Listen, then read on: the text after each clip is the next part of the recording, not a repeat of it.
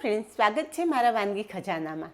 હું ભાવનાબેન રાઠોડ. આજે આપણે બનાવીશું કોઈ પણ જાતની પ્રિપરેશન વગર ઘરમાં રહેલી સિમ્પલ સામગ્રી સાથે નવા ભજીયા. ફ્રેન્ડ્સ, આ ભજીયામાં આપણે ના સોડા, ના ઈનો કે ના બેસન કોઈ પણ વસ્તુનો ઉપયોગ કરેલો નથી. અહીંયા તમે જુઓ, ઉપરથી ક્રિસ્પી અને અંદરથી એટલા જ સોફ્ટ. તો ચાલો બનાવીએ નવા સ્વાદ સાથે નવા ભજીયા. નવા સુપર ટેસ્ટી ભજીયા બનાવવા માટે અહીંયા મેં 1/3 કપ રવો લીધો છે. રવો તમારી પાસે ઝીણો કે જાડો જે હોય એનો ઉપયોગ કરી અને તમે આ સુપર ટેસ્ટી ભજીયા બનાવી શકો છો. સાથે 2 મીડિયમ સાઇઝના બાફેલા બટેટા ઉમેરી દેશું. બટેટાને આ રીતે હાથેથી મેશ કરીને ઉમેરી દેશું. અત્યારે આપણે બટેટાને બારીક કરવાની બિલકુલ જરૂર નથી. આ રીતે મેશ કરશો ને એટલે આગળની પ્રોસેસમાં બટેટા રવા સાથે એકદમ સરસ મિક્સ થઈ જ જવાના છે. તો અહીંયા બંને બટેટા મિક્સ કરી દીધા છે. હવે થોડા બેઝિક મસાલા કરી લઈએ. મસાલામાં એક તીખું લીલું મરચું લીધેલું છે, જેના આ રીતે બારીક ટુકડા કરી લીધા છે. મરચાંનું પ્રમાણ તમારા ટેસ્ટ મુજબ વધારે કે ઓછું કરી શકો છો. 8 થી 10 મીઠા લીમડાના પાન પણ બારીક સમારીને લીધેલા છે. 1 ચમચી અધકચરા ખાંડેલા સૂકા ધાણા ઉમેરશું. અડધી ચમચી વરિયાળી, 1 ચમચી સફેદ તલ, અડધી ચમચી કાળા મરીનો ભૂકો એટલે તીખાની ભૂકી ઉમેરશું. 2 ચમચી લીંબુનો રસ, ફ્રેશ સમારેલા કોથમરીના પાન ઉમેરશું.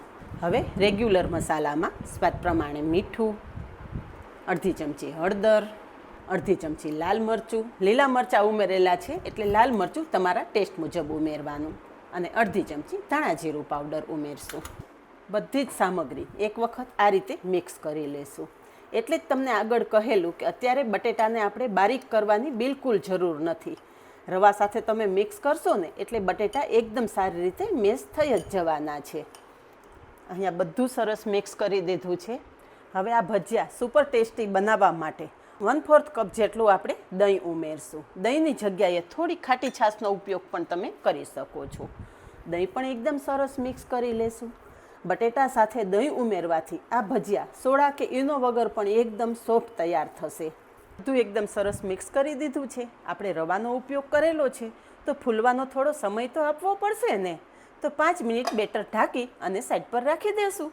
અને આ બાજુ ગેસ પર તેલ પણ ગરમ કરવા મૂકી દેશું. તેલ ગરમ થઈ ગયું છે અને બેટર પણ રેસ્ટ કરીને તૈયાર થઈ ગયું છે. ફ્રેન્ડ્સ, અત્યારે આ બેટર સાથે આપણે કોઈ પણ વેજીટેબલનો ઉપયોગ કરેલો નથી, પણ તમે ઈચ્છો તો આ બેટર સાથે કેપ્સિકમ, ડુંગળી, ગાજર, તમારા મનપસંદ કોઈ પણ વેજીટેબલ ઉમેરી અને આ સુપર ટેસ્ટી ભજીયા તમે બનાવી શકો છો. તેલ ગરમ થઈ ગયું છે અને બેટરની કન્સિસ્ટન્સી પણ હું તમને બતાવી દઉં. હાથેથી ભેગું કરીએ તો હાથમાં બિલકુલ ચીપકવું ના જોઈએ, એ રીતે બેટર હોવું જોઈએ. અને આ રીતે બોલ બનાવો તો બોલ બનવો જોઈએ. બસ ગરમ થયેલા તેલમાં આ રીતે બોલ બનાવી અને ઉમેરતા જશું. ભજીયા એટલે દરેક ગુજરાતીઓના ઓલ ટાઈમ ફેવરિટ. અને આ રીતે તમે સોડા કે ઈનો વગરના ભજીયા બનાવો તો કોઈ પણ સિઝનમાં તમે ભજીયા બનાવી અને એન્જોય કરી શકો છો. એકી સાથે કડાઈમાં જેટલા આવે ને એટલા ભજીયા આપણે ઉમેરી દઈશું. અને ભજીયા તેલમાં ઉમેરી અને તરત જ પલટાવવાના નથી, થોડા સેટ થવા દેવાના છે. એક વખત તેલ સરસ ગરમ થઈ જાય ને એટલે ગેસની ફ્લેમ મીડિયમ કરી દેવાની, જેથી અંદર સુધી ભજીયા એકદમ સારી રીતે તળાઈ જાય. તો અહીંયા એકાદી મિનિટમાં જ આપણા ભજીયા એકદમ સરસ સેટ થઈ ગયા છે. તો હળવા હાથે પલટાવી લેશું. તો અહીંયા તમે જુઓ કે થોડી જ વારમાં ભજીયા એકદમ મસ્ત ગોલ્ડન બ્રાઉન થઈ ગયા છે. અને તેલમાંથી બહાર કાઢતા ભજીયા એકદમ સરસ ઓઇલ ફ્રી તૈયાર થયેલા છે. બસ એક્સ્ટ્રા તેલ નિતારી અને તૈયાર થયેલા ભજીયા એક પ્લેટમાં લઈ લેશું. અને આ રીતે બાકીના ભજીયા બનાવી લેશું. અહીંયા આપણા બધા જ ભજીયા તૈયાર થઈ ગયા છે. સર્વ કરી દઈએ. સાથે તળેલા મરચાં પણ સર્વ કરી દઈએ. ફ્રેન્ડ્સ, આપણા ભજીયા કેટલા મસ્ત તૈયાર થયેલા છે. તમે જોઈ શકો છો કે ના સોડા, ના ઈનો કે ના બેસન કોઈ પણ ચીજનો આપણે ઉપયોગ કરેલો નથી. લુક જુઓ ફ્રેન્ડ્સ, ઉપરથી એકદમ ક્રિસ્પી અને અંદરથી એકદમ સોફ્ટ. જોઈ શકો છો ને. સાથે મેં ખજૂર આંબલીની ચટણી સર્વ કરેલી છે. ફ્રેન્ડ્સ, આ ખજૂર આંબલીની ચટણીની રેસીપી મેં ઓલરેડી તમારી સાથે શેર કરેલી છે. લિંક તમને ઉપર આઈ બટન પર મળી જશે. તમે ઈચ્છો તો ટોમેટો કેચઅપ સાથે સર્વ કરી શકો છો. અને કોઈ પણ ડીપ વગર પણ આ ભજીયા એટલા મસ્ત ટેસ્ટી લાગશે કે આજ પછી તમે બેસનના ગોટા કરતાં આ ભજીયા કરવાનું વધારે પસંદ કરશો.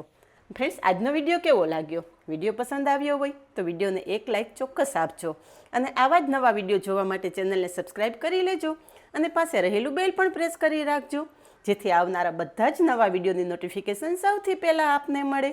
આજે બસ આટલું જ. મળીએ નેક્સ્ટ વિડીયોમાં. ત્યાં સુધી બાય. Thank you.